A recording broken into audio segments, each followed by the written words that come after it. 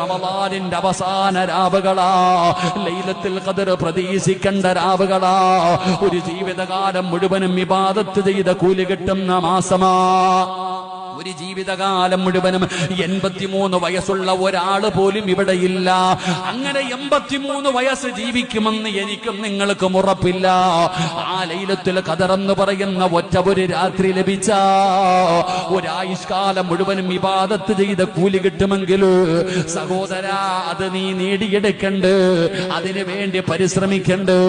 അതുകൊണ്ട് എന്റെ പ്രിയപ്പെട്ടവരോട് പറയുന്നു, അല്ലാഹു റഹ്മത്തിന് 240 മണിക്കൂർ അല്ലാഹു നൽകി, 240 മണിക്കൂർ മഗ്ഫിറത്തിന് നൽകി. രണ്ടും കിട്ടിയോ ഇല്ലയോ എന്നറിയില്ല. എന്നാൽ അടുത്ത 240 മണിക്കൂർ അല്ലാഹു തന്നിരിക്കുന്നത് എന്തിനെന്നറിയോ? നരകത്തിൽ നിന്ന് രക്ഷപ്പെടാനാ.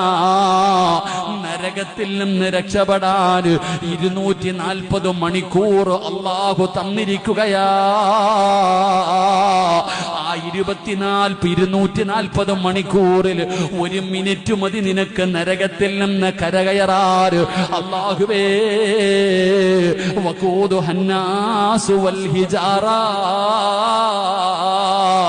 മനുഷ്യനെയും കല്ലുകളെയും ഇട്ട് കത്തിക്കുന്ന നരകത്തിൽ നിന്ന് രക്ഷപ്പെടാൻ 240 മണിക്കൂർ വേണ്ട. ഒരു മിനിറ്റ് മതി വാപ്പാ.